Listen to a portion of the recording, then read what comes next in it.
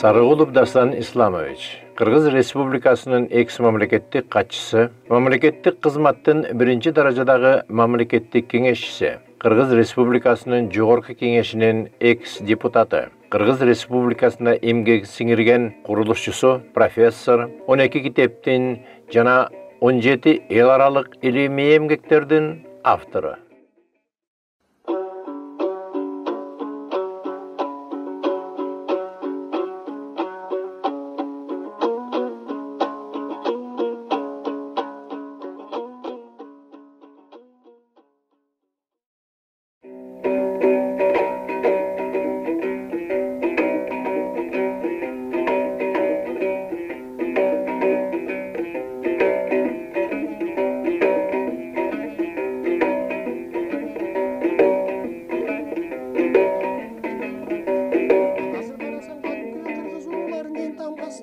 Bunu hiç kim talaşa albaydı, hiç kim jokka çıkara albaydı. Oşun üçün uşu ma'lumattарды bilip oturup, anan unçukpay, Kırgızlar 16-cı yılımda kalptangan, japayı madaniyatsız tarixi yok el dep kantip aytабыз. Күнөө болбойбу bizge? Doğru. Күнөө болбойбу? Эң негизи биздин саясатчыларга да керек. Себеби Кыргыз элинин басып өткөн тарыхый жолун билгенде, анын калыптанышын, тарыхый тажрыйбасын иликтегенде, бүгүн Кыргыз элине кандай мамлекетте саясий түзүлүш жана башкаруу ыкмага өтүш керекти, булар таба алат. А болбосо таба албайт. Кыргыз зордук менен, зомбулук менен эч качан башкарылган эмес. Кыргыз байлыкка да башын ийген эмес. Ошон үчүн мына тарыхты билүү бул эки мааниси. Биринчи, өзүн кулдук сезимден кутулуп, мен деле кем эмесмин, керек болсо мен дүйнө элдердин башында эң байыркысымын деш керек да. А Манасты Кыргыздан башка эч ким айтпай, жакшы билесиз. Туура. Аба району Кыргыздан башка 12 ай алдын ала кандай болоорун Кыргыздан башка эч ким айта албайт. Эмне деген касиет, эмне деген тажрыйба, эмне деген мурас. Эмне үчүн биз ушунун баарына сый урмат мамиле кылбайбыз, балдарга айтпайбыз. А экинчи маселе, биздин тарыхты билсе, саясатчылар, депутаттар батыштын кыял жорук, батыштын үлгүсүндөгү демократияны бизге таңуулабайт эле да. Туура. Анда айтат эле да, бул Кыргызга жукпаган маселе экен да. Кыргызга жат экен да бул. Кыргыздын өзүнүн кан жанынан сиңип калган каада салт, адат болгон өзүнүн өнүгүү тарыхый жолу бар турбайбы? Эмне үчүн биз ошо жолго кайрылбайбыз? Эмне үчүн бул ыймансыз, адепсиз батышты турашыбыз керек? Деген суроо турулат эле да. Бирок андай суроо турулбай жатат да. Себеби биздин, менен бушуга айтайын, депутаттар дагы, министрлер дагы, андан өйдө турган төбөлдөр дагы Кыргыздын тарыхын билбейт.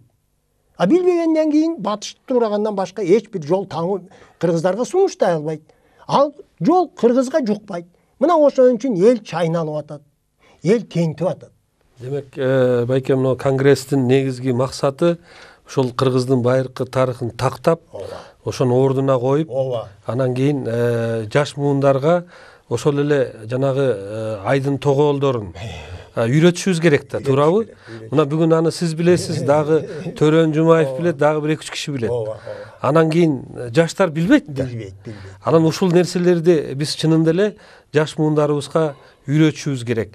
Анан сиз дайыма бир эски баягы падыша өкмөтүнүн убагындагы чыккан китептерден жакшы нерселерди табасыз да. Анан бүгүн биздин студиябызга дагы ала келиптирсиз. Мынакей азыр бир китеп жөнүндө сөз болду.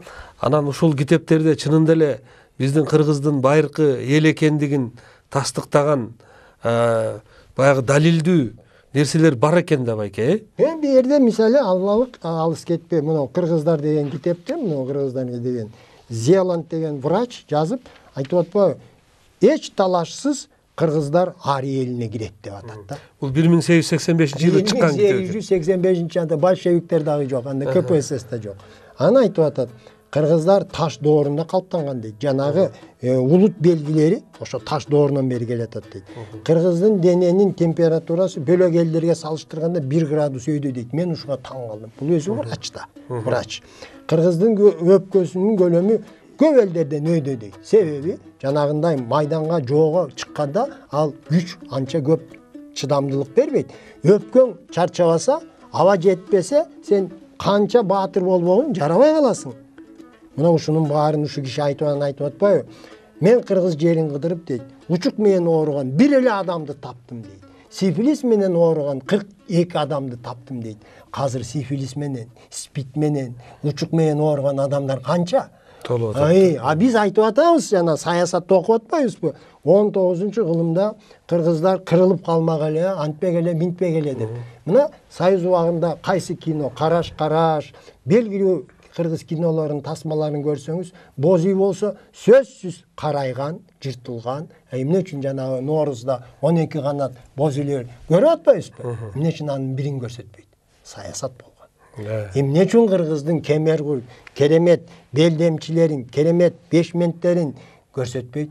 Саясат болгон. Ушул нерсе бүгүнкү күндө деле ушул батыш тарабынан аябай поощрация этилип келатат да.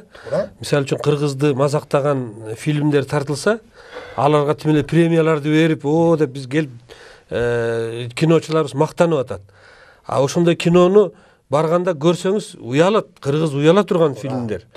Анан дагы жанагы кыргыздын өпкөсү жөнүндө жакшы мен айтпадыңызбы? Өпкөнүн көлөмү чоң болгон. Ошондон биздин жана 90догу Кошой атабыз 30дагы Жолой менен күрөшүп, 3 күн күрөшүп чарчабаганы балким ошондондур. Көрбөйбүз. Анан бул киши минтип жазып атат да. Бул кишинин байкаганы өтө чоң маселе.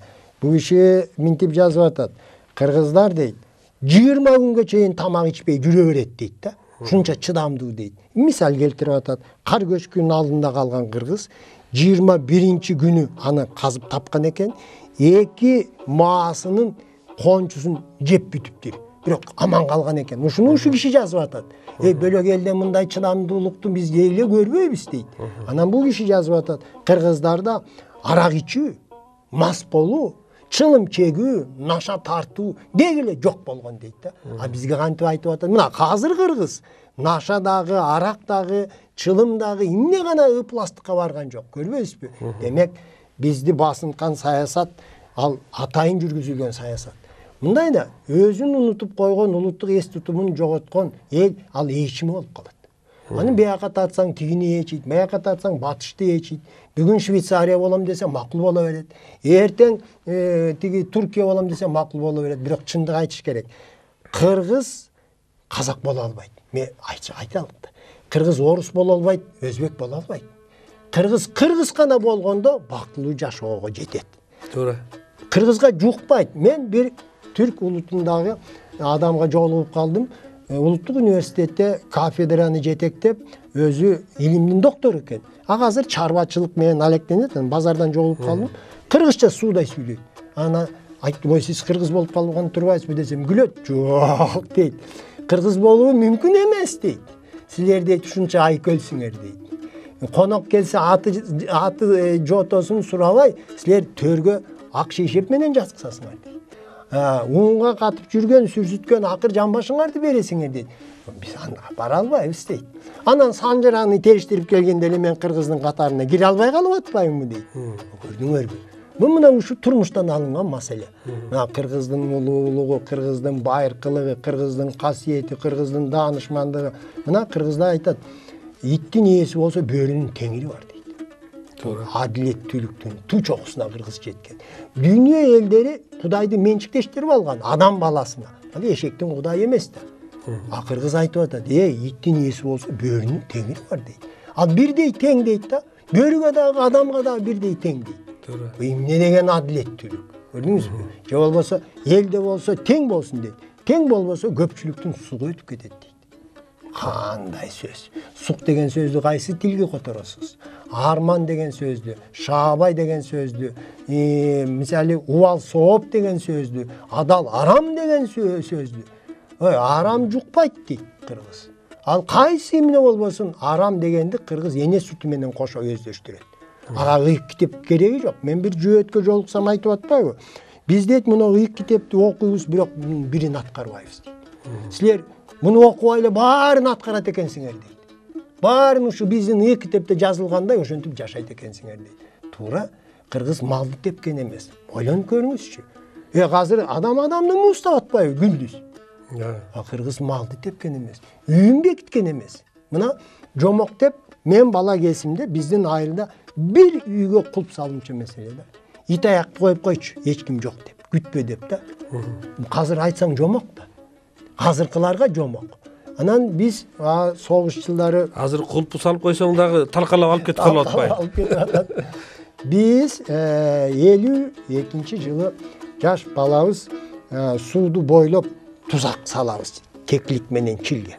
Анан кайта бир аз ойноп, чак түштөн баштап өйдө айылга басабыз дагы, тузакка түшкөн кеклик чилди чогултуп алабыз.